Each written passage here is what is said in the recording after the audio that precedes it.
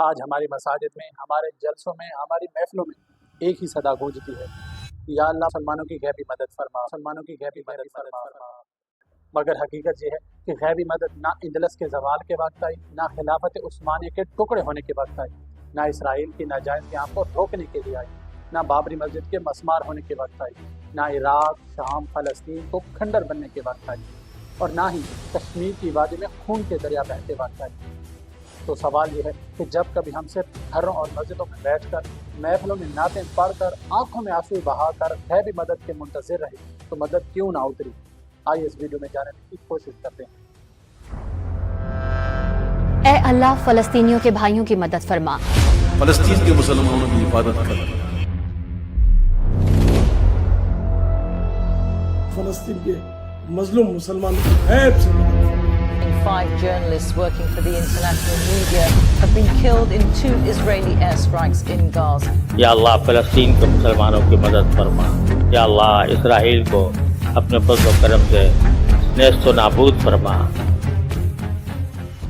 یاد رکھیں، غیبی مدد اس وقت آئی جب میدان بدر میں 313 جانثار نہتے، بھوکے پیاسے لیکن ایمان اور جذبہ شہادت سے سرشار ہو کر ہزاروں کے لشکر کے سامنے ڈٹ گئے۔ تب اللہ نے فرشتوں کے ذریعے مدد اتاری۔ غیبی مدد اس وقت آئی جب جنگ خندق میں رسول اکرم صلی اللہ علیہ وآلہ وسلم نے اپنے پیٹ پر پتھر باندھے، اپنے دست مبارک سے خندق کھودی، مشقت برداشت کی اور خود میدان میں اترے۔ تب اللہ نے دشمنوں کو خوف اور رعب کے ذریعے شکست دی۔ غیبی مدد اس وقت آئی جب افغانستان میں ننگے پاؤں، بھوکے پیاسے، بے سر و سامان مجاہدین ایمان کے ساتھ سپر پاور کے سامنے کھڑے ہو گئے تو اللہ نے ان کو نصرت عطا کی اور دنیا کی تاریخ بدل دی۔ لیکن آج کیا ہم دنیا کے قیمتی ترین لباس پہن کر، مال و دولت کے انبار لگا کر، لگژری گاڑیوں میں بیٹھ کر، لوگوں سے واہ واہ لوٹ کر ممبروں پر بددعائیں دینے والے ہیں اور پھر غیبی مدد کے منتظر ہیں؟ کیا ہم سودی نظام اپنا کر، ظلم، فحاشی اور بے حیائی کو پھیلا کر، صرف میلاد کی محفلیں سجا کر اور لاکھوں روپے نعت خوانی پر خرچ کر کے غیبی مدد کے حقدار بن سکتے ہیں؟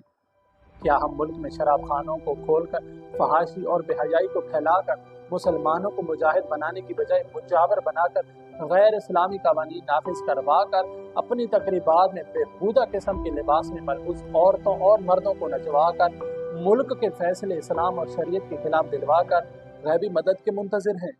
یاد رکھیں، غیبی مدد نہ دعاؤں سے آتی ہے اور نہ رسموں سے، نہ تقریبات سے۔ غیبی مدد آتی ہے جب مسلمان اپنی جان، اپنا مال، اپنا وقت اور اپنی خواہشات سب اللہ کے دین کے لیے قربان کرتے ہیں۔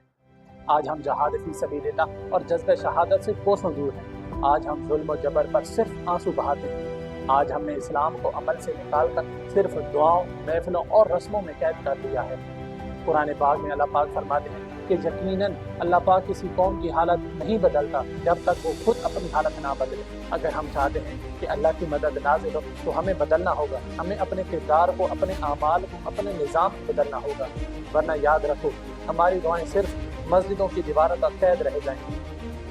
آئیں فیصلہ کریں کہ ہم صرف ہاتھ اٹھا کر دعاؤں کے محتاج نہیں رہیں گے، ہم اپنے کردار، اپنے عمل، اپنی قربانی سے اللہ کی مدد کے حقدار بنیں گے، ورنہ حالات کبھی نہیں بدلیں گے اور ہم یوں ہی دنیا میں رسوا ہوتے رہیں گے۔ Think about it. Thanks for watching this video. اللہ حافظ۔